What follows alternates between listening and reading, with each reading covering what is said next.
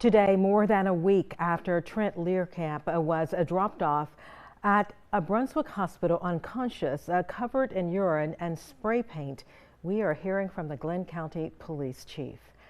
WSAV's lead investigative reporter Brett Buffington was there today. He has been since the beginning. And Brett, you talked to the chief, who says it could raise the level of something that's more severe than hazing.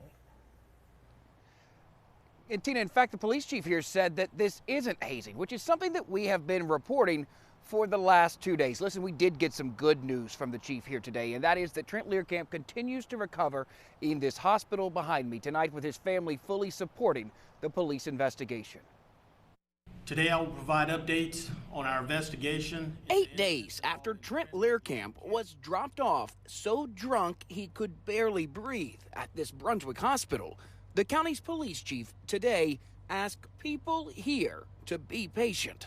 If a picture could say 1,000 words, then the 1,000 words that picture would say was, that's a horrible incident that occurred, that what that victim went through.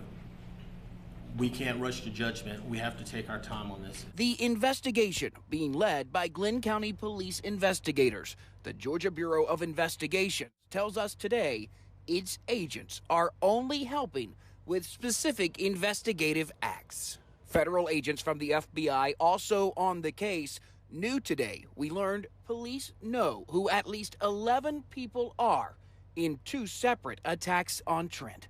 Police say all of those people are under 18. In the neighborhood where at least one of the attacks happened, people who lived there told me the police haven't been to their homes and haven't asked them any questions. Among the evidence we now know investigators have are cell phones from the teens involved. The interim chief didn't say what was found on those phones.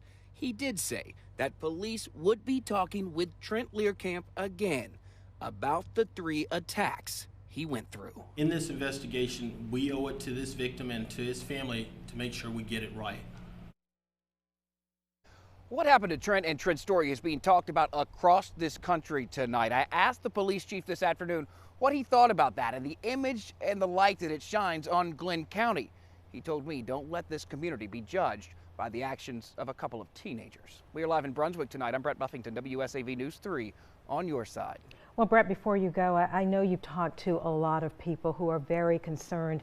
Have you heard of any people worried about possible special treatment for those involved?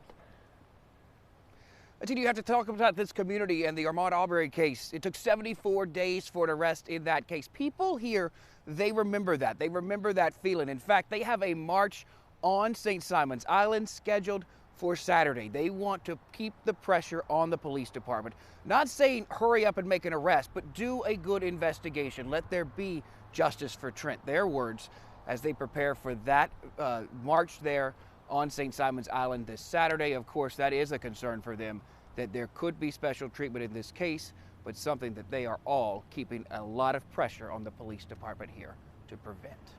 All right, Brett, thank you for your report tonight. For updates on this story, in between newscasts, simply visit our website at wsav.com/Lehrkamp.